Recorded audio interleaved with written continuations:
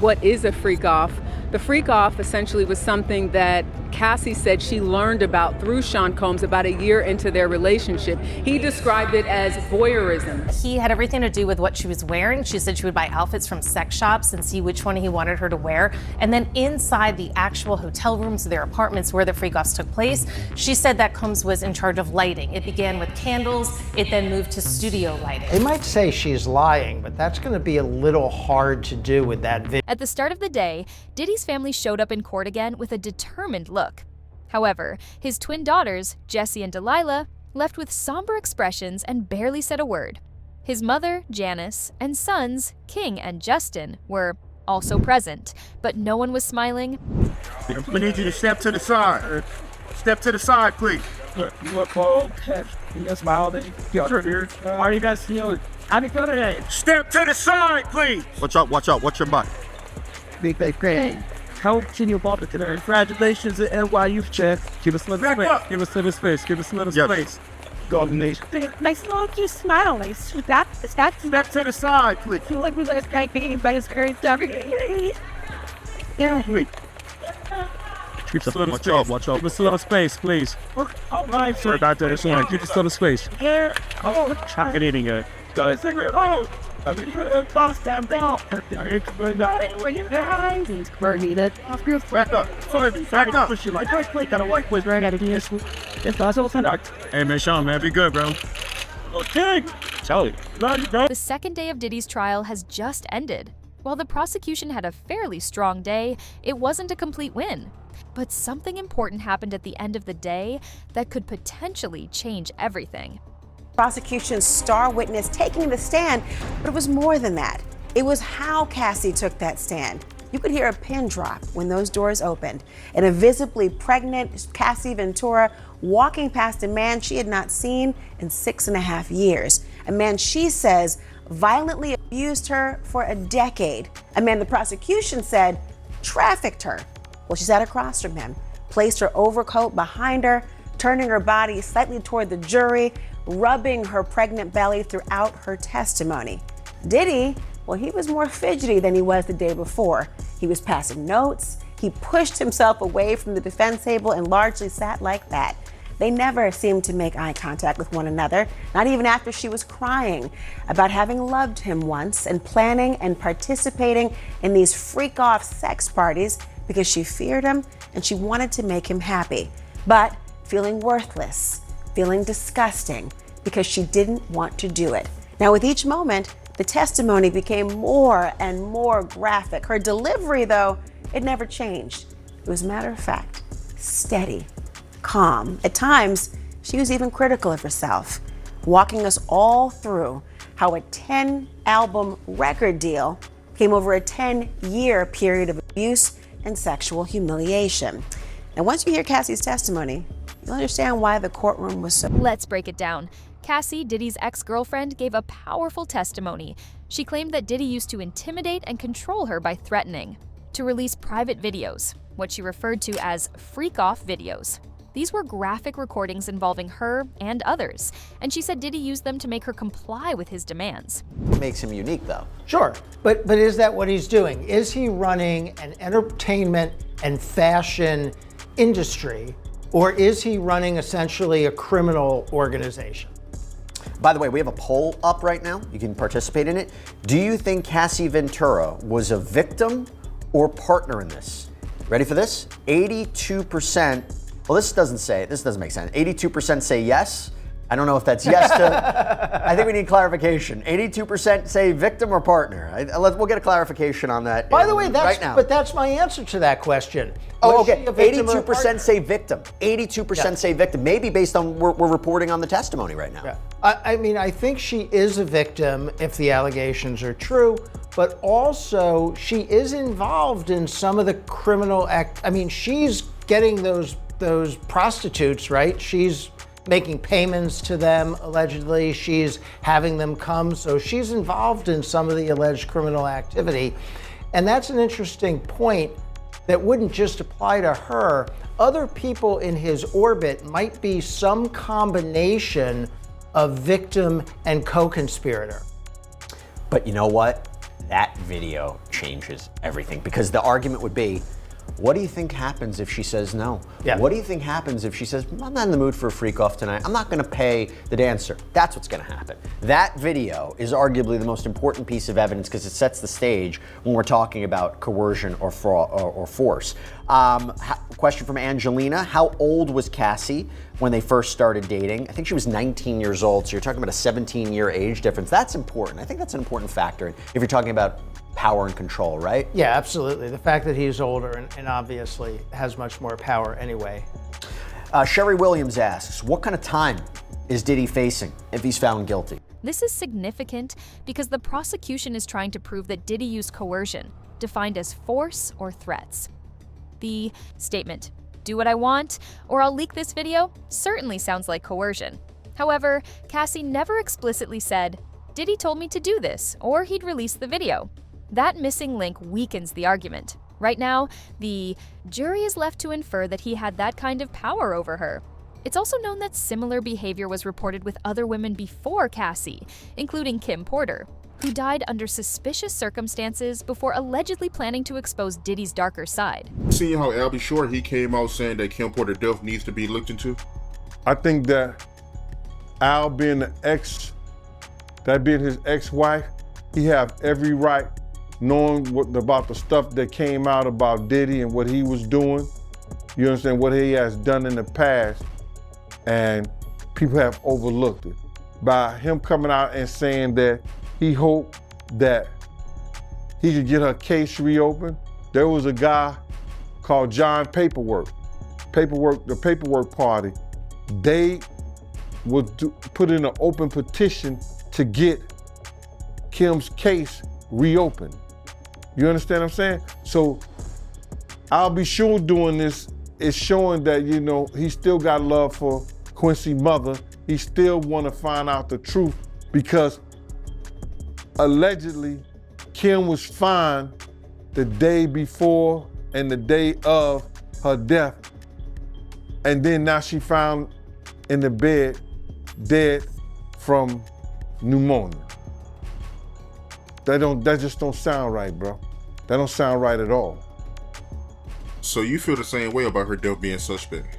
I don't think nobody in America thinks nothing suspicious about Kim's death, bro.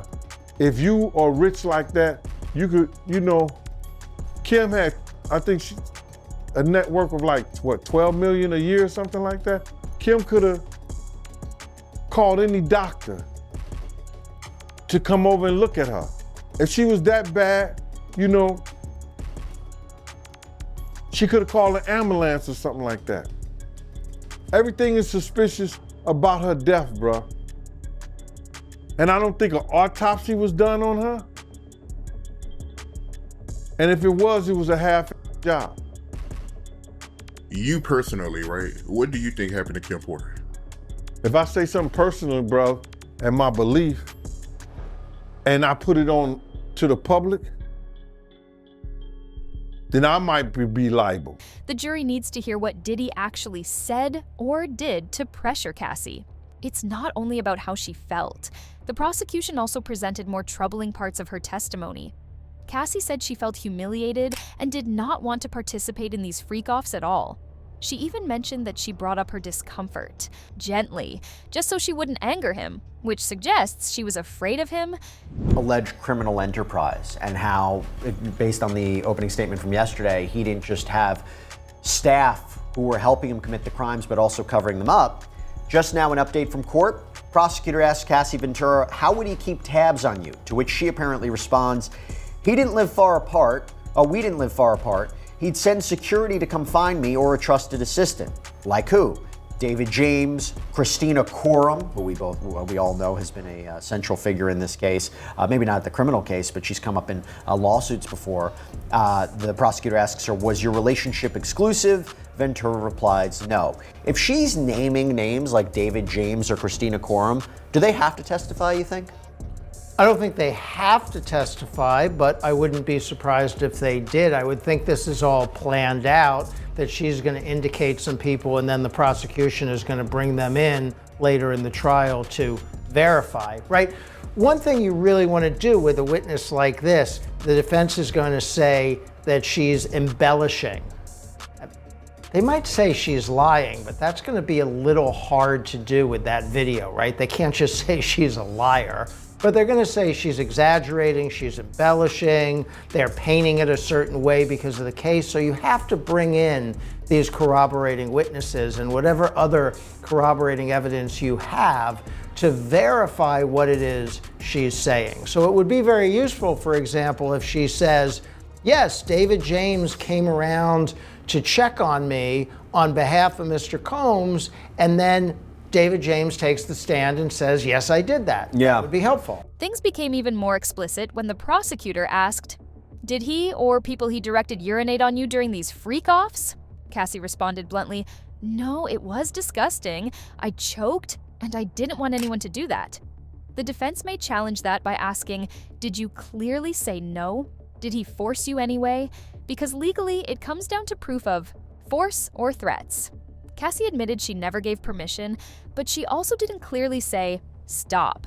That creates a gray area the defense may use to their advantage. It'll be interesting to see how they react and respond to the alleged victim, Cassie Ventura, because she is expecting her third child and is clearly pregnant. So how jurors will kind of see that or visually how they take that into consideration, we don't know, but really they're supposed to make sure that they stay fair and impartial and pay attention to the facts, which is something even the judge warned them about before they were official jurors. Diddy maintains his innocence against all charges brought against him. Cassie, the prosecution's key witness in the case against the embattled mogul. The defense acknowledged that the videos of alleged freak-offs will be shown, but that those videos, they said, didn't come from the government's investigation so much as it came directly from Cassie's phone. But they were essentially trying to raise doubt about why did she hold on to these videos, and again making this argument that this case is about love and infidelity and money.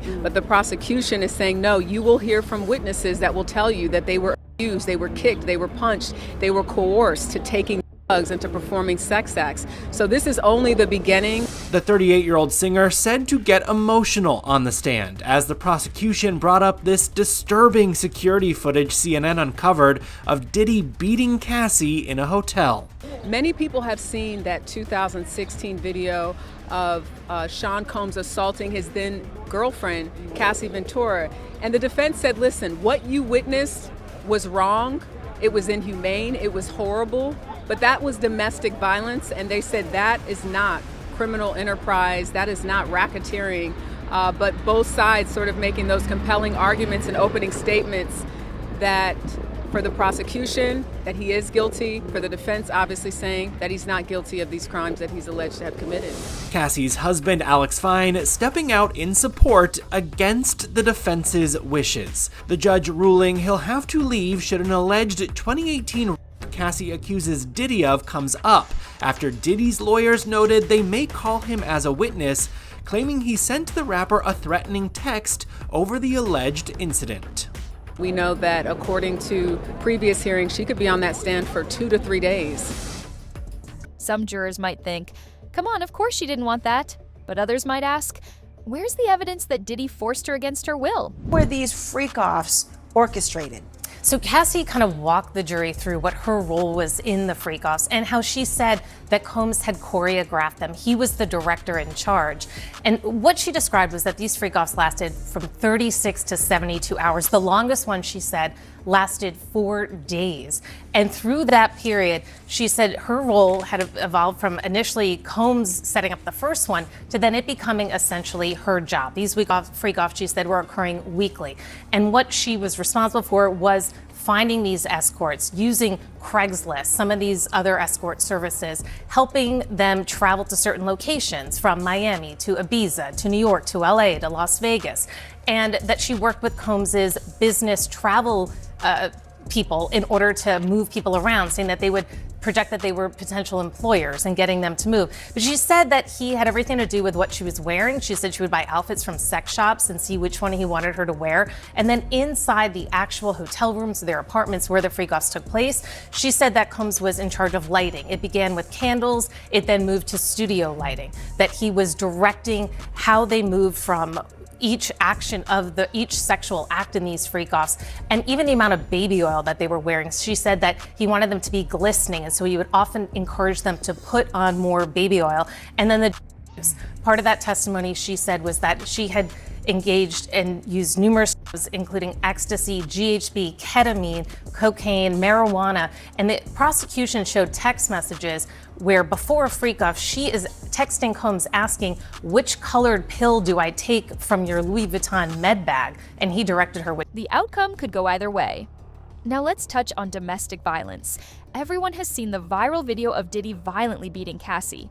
Even Diddy's legal team admitted there was abuse. But this case isn't centered on domestic violence. It's about trafficking and coercion.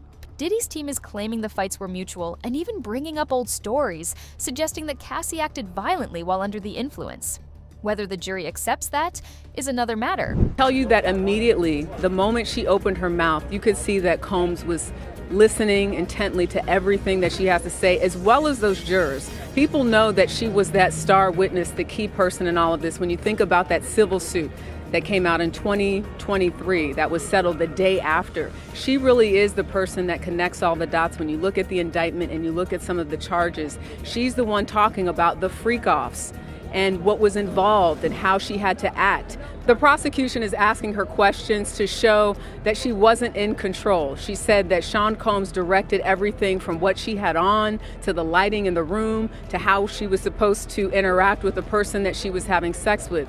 And again, just to reiterate what is a freak-off, the freak-off essentially was something that Cassie said she learned about through Sean Combs about a year into their relationship. He described it as voyeurism, wanting to watch her have sex with someone else. And she said that she did it because she was 22, 21, she was young, she didn't know any better, and that she wanted to please Sean Combs. And at some point in time, she actually had said that she looked forward to the freak-offs. Why did Cassie express looking forward to these said freak-offs? When the prosecution asked her, was there ever a time that you enjoyed the freak-offs? This is when Cassie got choked up and she said, I did, but only because I got to spend one-on-one time with Combs, and I really did love him. And that is speaking to the psychological abuse in addition to the physical abuse that she potentially experienced. Yeah, she's definitely laying out someone who was young, who was influenced by wanting to have this record career. She signed a 10-album deal with Bad Boy Entertainment led by Sean Combs,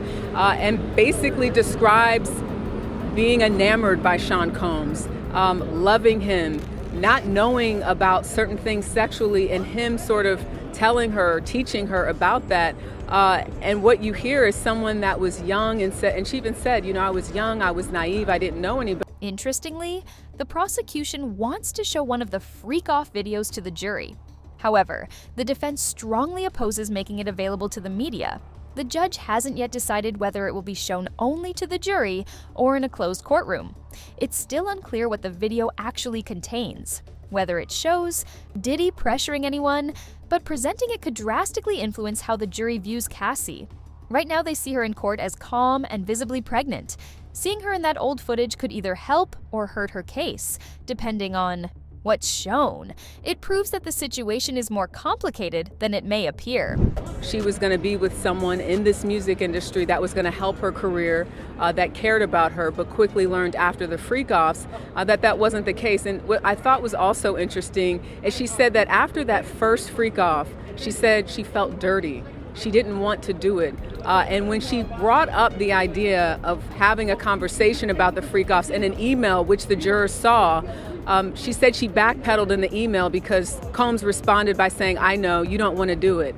And she said, oh no, well, it's not that. But that was the beginning. That was in 2010, where she brings up in an email that she wanted to have a conversation about this. And in her words, she didn't want to do it, but she felt like she had to do it. Gosh, it's so difficult to hear all of these details. And since taking the stand, Cassie has been emotional. What made Cassie emotional on the stand? I think what made Cassie emotional is having to describe the details of the freak-off and why she did it. When she talked about wanting to do it to please Sean Combs, that's when she broke down. Up until that point, she had just been answering the questions. She's a little soft-spoken at times, but that's when she got emotional. When she had to answer the question about if she enjoyed it, That's when she broke down, because she said, I enjoyed being with Sean Combs. And she says, I did it because it made him happy. What did the expressions of the jurors look like? The jurors are laser focused on what Cassie has to say. And that's to be expected, right? Because she is the person who will likely be on the stand, according to attorneys, for 2, maybe 3 days. She's the one that was in the relationship with Sean Combs for over 10 years. So she's got a lot to say, and she's just getting started. The day wrapped up with a major moment.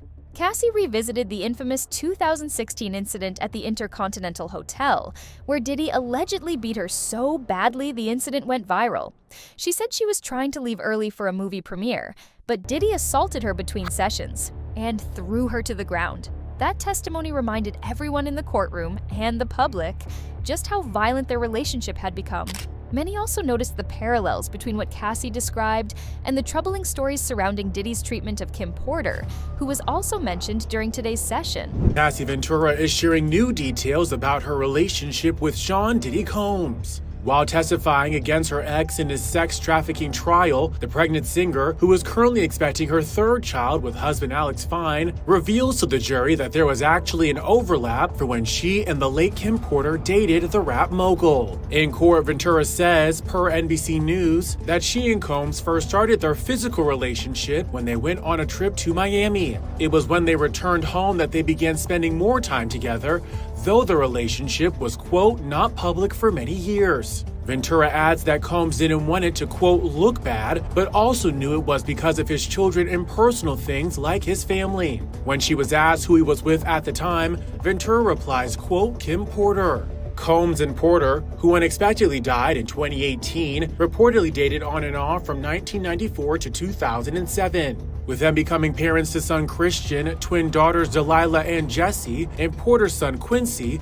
whom she had from a previous relationship. Their romance ended in 2007, with her choosing to pack up all of her belongings and move out of their home while Combs was out of town. Porter has previously said to Essence magazine that she wanted it to be, quote, dramatic, adding, quote, if I pack up everything, twins and all, it means I'm out. Puffy's an action person, not a talk person. Ventura and Combs reportedly dated from 2007 to 2018, with her sharing after their romance that he was frequently violent towards the end of their relationship. Last May, a 2016 video of the rapper assaulting her surfaced. In hotel surveillance video published by CNN, Combs was seen chasing the singer down a hotel hallway before grabbing her, pulling her to the ground, and kicking her multiple times. The footage appeared to match up with an alleged incident detailed in the singer's lawsuit filed against the Grammy winner. I don't really want to say what I really believe, brother, because, you know, what I really believe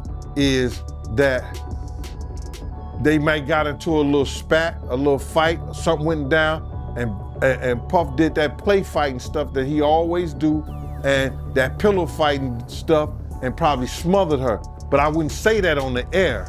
I wouldn't let people know that he probably smothered her to death, and because she had a bad cold or she felt some kind of way that